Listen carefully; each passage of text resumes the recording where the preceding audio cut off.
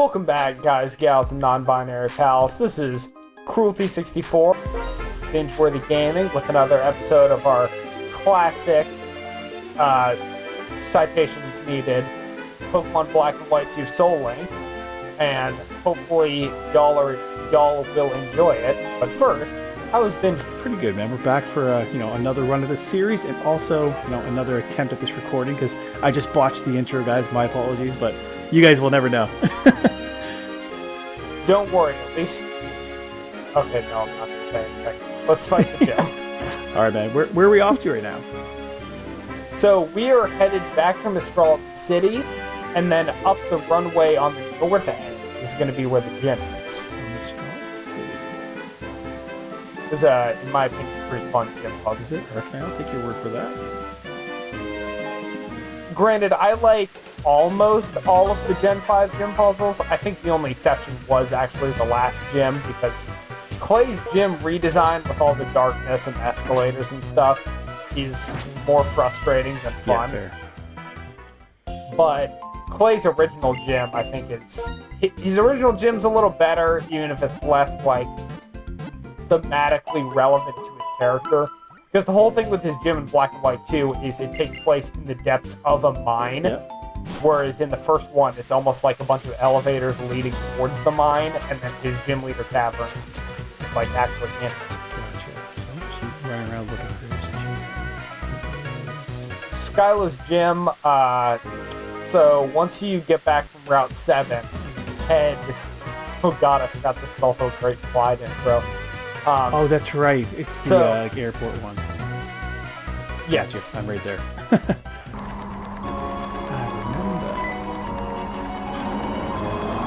God, this gym itself is freaking proof that the people running Pokemon, the Elite Foreign Champion, absolutely zero interest in public safety. Oh yeah, it's out the window as soon as we get Pokemon to 10-year-old kids and send them on their way. I mean, yes.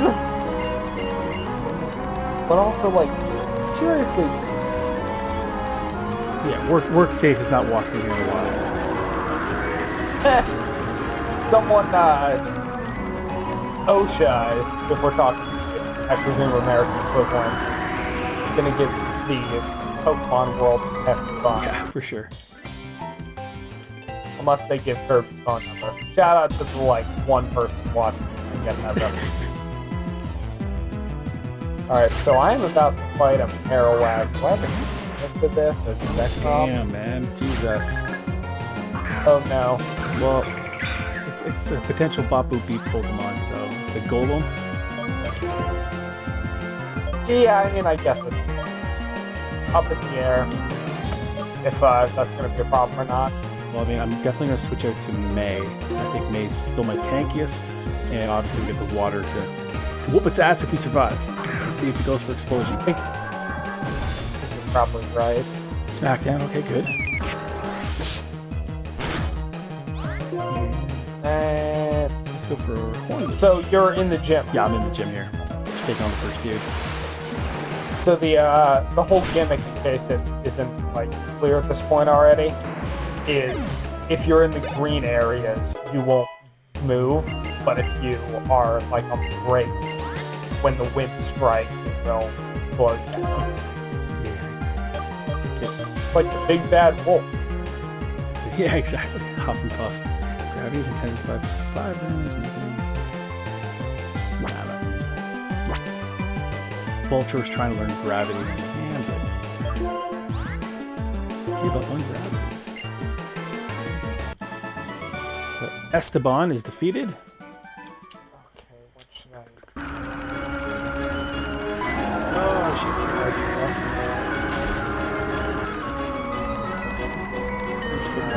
shit. Okay, so I just ran into a gym trainer in Gym 6, which is double Gym 3. And this gym trainer in double Gym 3 had a Haxorus. Has a Haxorus. And I opened up with Zekrom, and I was debating whether to try to take it down. But my Dragon type was Dragon Breath, so I was like, I don't think that's a smart idea. So I did switch out to Lupin and survived. Yeah, I'm getting this puzzle. It's not too bad. Yeah, I like this puzzle. I think it's fun. It's a little bit like intentionally kind of frustrating when you're right there basically, and then it's just LOL, nope, you get blown down. Yeah. But that's one of those game design where it's supposed to inconvenience you, and I think it works. There was a whole section of this guy Super Eye Patch Wolf did a video all about Shenmue 3, and part of that essay was talking about how not every element of game design should be for the purpose of just like base level player enjoyment, because sometimes for the sake of drama or narrative or like progressing characters or showcasing the world, it's a smarter idea to make the player kind of feel that frustration or that tedium or that just stuff that isn't like blunt force positive emotions. Yep. And in the case of that video, he was talking about how certain games will make you like go through a tedious process in order to kind of relate to character or feel the frustration of something in the world. And in this Jim's case, or in I would argue a lot of Jim's cases, like take Lieutenant Surge for example. You know how frustrating that puzzle usually is? Yes, I do. Like with the freaking trash cans and the almost basically randomized way that they function. Yeah, it's torture, man. I would make the argument that is intentional, both to showcase his character in a way where it's like he's this tricky, like he's a trickster who got through the war by being a kind of nasty tactician. Yeah. And then in the broader sense, Pokemon gyms having kind of difficult puzzles is supposed to force you to learn them and think on your feet. And as a character, that also ties into you're taking on this gym to take on the Elite Four. You're going to have to learn how to think on your feet in order to deal with it. See, I thought it was something a little more on the nose, like, hey, this puzzle in and of itself is fucking trash. Yeah. Yes, that is also it. Because I hate that, man. It is easily the worst, like, most frustrating puzzle in Gen 1. I'll tell you, like, I mean, I've played Gen 1 a million times, and obviously even Gen 3 played Leaf Green, Fire Red. And a long time ago, like, there was times I could be in there for like a half an hour, man. Because it's just like, dude, like, there's no way to actually, there's no strategy to it. It's just whatever it wants to do, right? I feel like there's this, I feel like the trainer's telling you that once you hit the first switch, the second one's always next to it. I mean, but that feels wrong sometimes. I mean, it's like, next to it in that it's either up, down, left, or right, but it could be any of those options, right?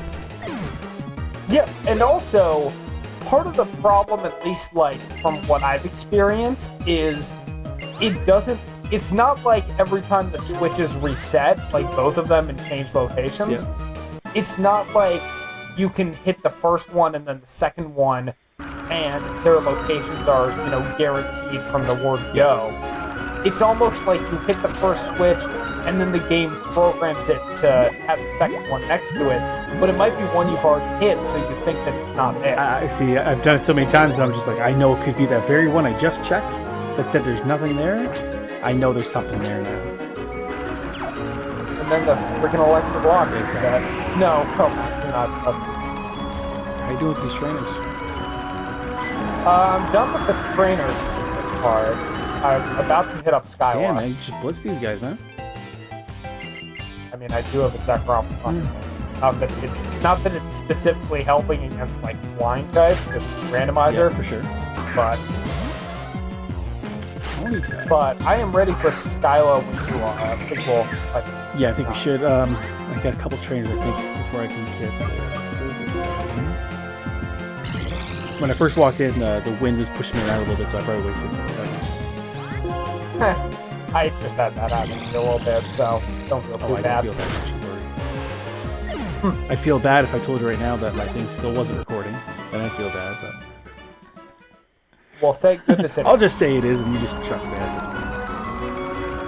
But I did actually, speaking. One of the things I was thinking about the other day is the subtle elements of game design, specifically in Pokemon games, and I wanna point one out that you might have noticed, or I might have brought up before, might not. But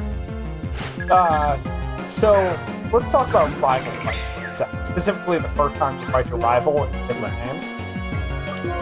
So in Gen 1, you got to fight with Gary, where he's an absolute jerk who just forces you into battle before you've done anything else, because that's his character. He's a narcissist and a jerk who wants to prove himself at every opportunity. By the way, big fan.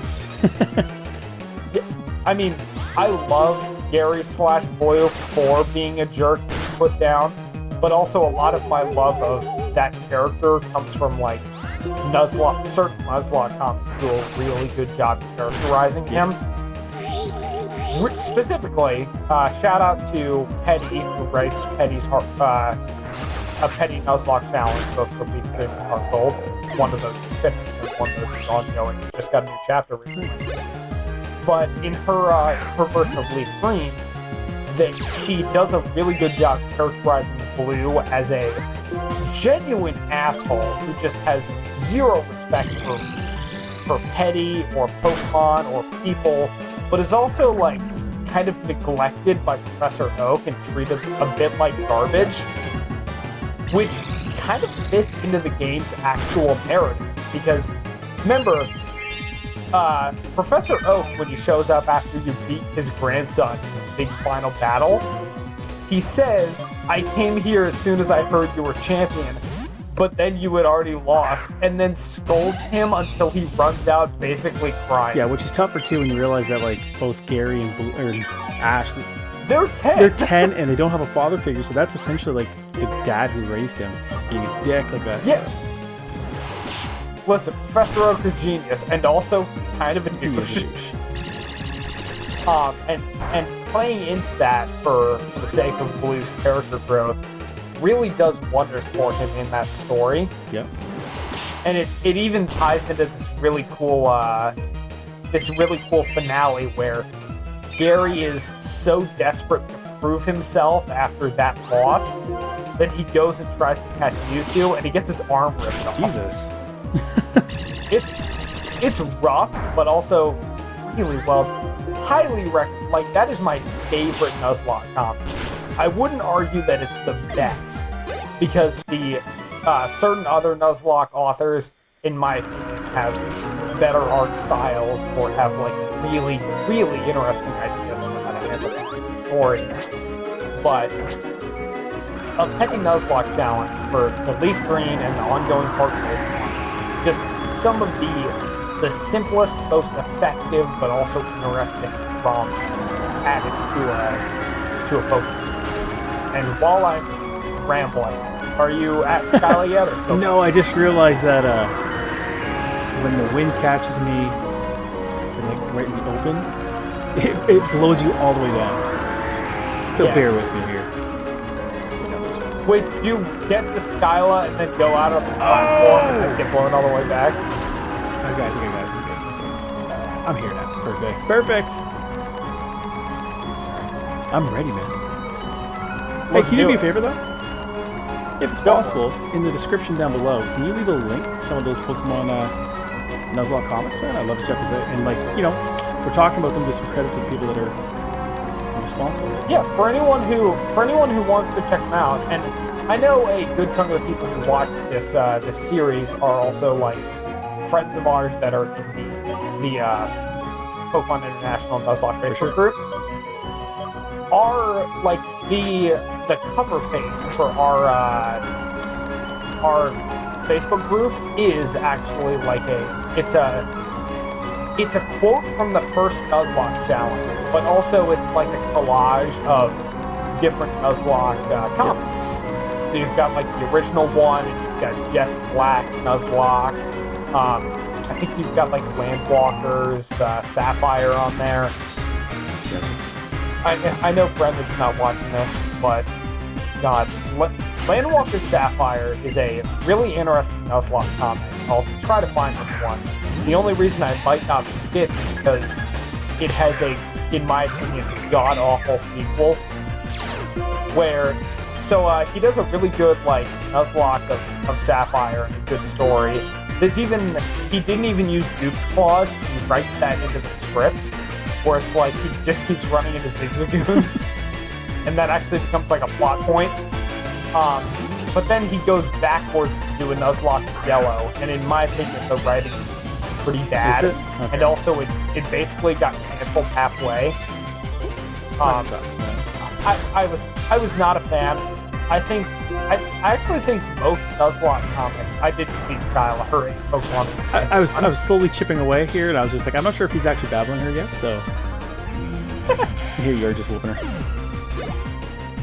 But so I just mentioned the petty Nuzlocke comics. I would argue that Heart Gold, even though it's not done, is even better than Leaf Green was. Mists of Unova is a sequel to this comic, Tales from Sinnoh, and it is absolutely incredible and better than the original. I think the original Nuzlocke comic author, who did Ruby Heart Mode, did even better with the Fire Red and White Nuzlocke than he did with Ruby. So most Nuzlocke comics with a sequel, I would argue the sequel is better. And also, what was the Oshus for? Oh, perfect. I got a crit over here. I was worried. I'm sorry. I'm fighting a Matang with my Shang-Chi. Oh. I got it. So it's any rough fight. Oh, and the hail. The hail almost took me out. Oh, his first Pokemon was an Abomasnow. Okay. Yeah, you're getting it. Alright, so his last Pokemon is an Entei, so it's Abomasnow, a Matang, and an Entei. That is a terrifying Yeah, costume. he came to fight, man. So I'm gonna send May out. May the Force be with me.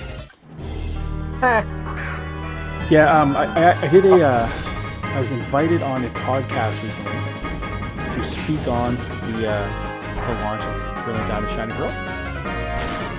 Excellent, good for you. They brought me in as their very first guest, so I told them, you set the bar pretty low, so that's the way to start. And in explaining what my team was for my first playthrough, I explained to them that I was actually doing a Nuzlocke.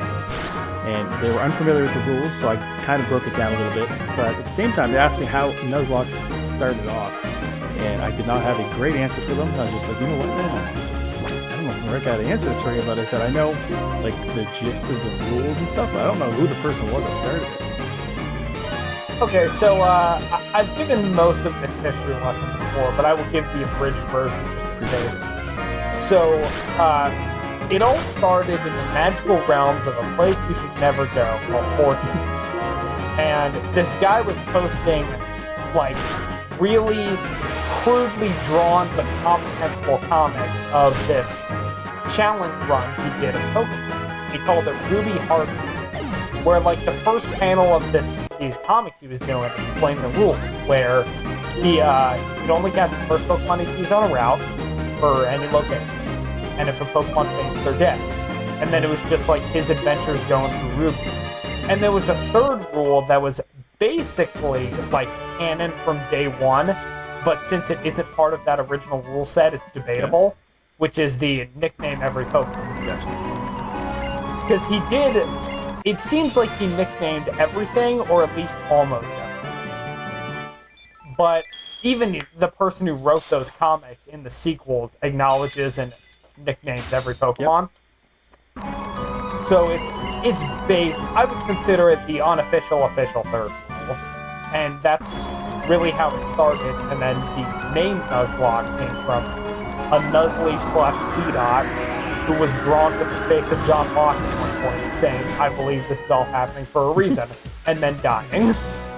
So I had the gist of it when I explained it to them. I was like, I'm pretty sure it started off as like a comic, man. You were right. That is how it started. Yeah, and I explained the John Locke thing, and they're like, I don't understand. I was like, man, neither do I. The only answer you can give to but why John Locke, though, is because the author was a fan of Lost, and also it was just kind of fun. I was like, you guys know Nuzleaf, right? They're like, yeah. I was like, you know John Locke from Lost? He said, yeah. I was like, put them together, you get a Nuzlocke. It's a very strange and interesting case where it's like there's actually more moments of that than just the Nuzlocke John Locke thing, where you get Pokemon or humans with the faces of characters from Lost quoting Lost. Okay. Like the end of Ruby Heart Mode, it actually ends with him failing against Steven, and he goes up to May's house at the end of the comic, and he's like, "We have to go back, May," and then he just gets what I again think is John Locke's face saying, "We have to go back," because back to the island, Lost, yada yada. It's dude, just a fan of Lost. It'd be like if I was writing my Pokemon story and just sprinkled in a billion like Star Wars references or Marvel references or One Piece references, and not just in like the names, but also in dialogue and characterization. Like, it's one thing for you to name your Infernape Shang-Chi. It'd be a different thing if you were writing a story based on this run and he was just Shang-Chi. Yeah, exactly. So, I am done with the gym leader. Did that Entei cause you any trouble? No trouble, really. Once I put May out there, one surf took it out. Nice. So I say we take the plane to Lentimus Town and then end the episode. Your thoughts? Sure. Where's that plane at? So that plane is... Ooh, flash cannon, TM6, nice. Wait, what? There's just like a couple items on the runway here. Just run. Oh, end of the runway? Running around, picking up some shit. Right. That item doesn't spawn until you get the gym, or at least one of them. Yellow shard, excellent. My favorite of all the shards. Really? I have no idea. Just running around. I mean, I do like the color yellow. So does Coldplay. They wrote a song about it. The X transceiver is ringing. Who is this? That is going to be your dropped item. Or the X transceiver the boss. Yancey. Yes. In your case, it's Yancey. I believe mine's name is like Curtis. Yeah. So is it the plane right in the middle here? You won't be going to a plane. In this case, you'll be going to, I guess, an airport or a docking cargo service, the cargo service building. I'm inside. And talk to Professor Juniper. Actually, in this case, I believe talk to Skyla. I will be there in a hot second. What are you grabbing, man? Tell me everything. If you go into the house next to the cargo service building, and then talk to the youngster after beating Gym 6, if you go back on the runway, well, damn, I'm on a plane right now. I just got to feel a pulse. I should be okay though, because like once I get to this new town, I'll hit the Pokemon Center and I can fly back there in a second, right? Yes, or you can just talk to the person at the front desk before you arrive. I think talk to Skyla, who's next to her plane. Gotcha. It's nice that after you defeat her, she just relegates herself to like, I don't know, your chauffeur. Yes. Funny, these are titled to be cargo planes, so in the first game it kind of makes sense why they don't carry passengers anywhere. Yeah. But in this game, they're still cargo planes, but I guess Skyla just gave up. She's like, alright, you guys can fly. Exactly. Well, I mean, it's a cargo plane, but it's probably got a passenger seat or two, right? So. Yeah. Cool. I'm imagining an Uncharted action sequence here. Did you see the trailer for the new one? I have not seen the new trailer, I don't think. For the movie? You haven't seen that? I've seen like a snippet of it with Tom Holland, but That's all you need to see, man. Tom Holland's the best. I do like. Is he Tom your favorite Holland, Spider-Man? so. That's what I need to know. I think I'm gonna say yes. I know a lot of people love Tobey Maguire in particular, and it's justified. But I think Tom Holland captures the youngness to him while also being a good blend between the snark and the geekiness. Yep, sure. So I am saving right now because I am in town. Cool. You want to put the kibosh on this one? Kibosh on this one, guys. So we forgot to say at the beginning of the episode in both intros, but make sure you guys like, subscribe, and hit the notification bell. That way you know when Cruelty 64 is going to pop up and do a video, guys, because you never know when it's going to happen. That is true, and make sure you go over to Binge's channel and do all that stuff. And we will see you next time on his channel, where we're going to explore some new locales. Excellent. When's the next gym going to be? Probably not the next one, maybe the one after that? Next gym is not going to be for a while. Okay. This is like the longest jump between gyms. All right, guys. All kinds of new encounters to come and all kinds of exploring to do. You know it, so stay All right, tuned. guys. We'll catch you next time. Peace out. Peace.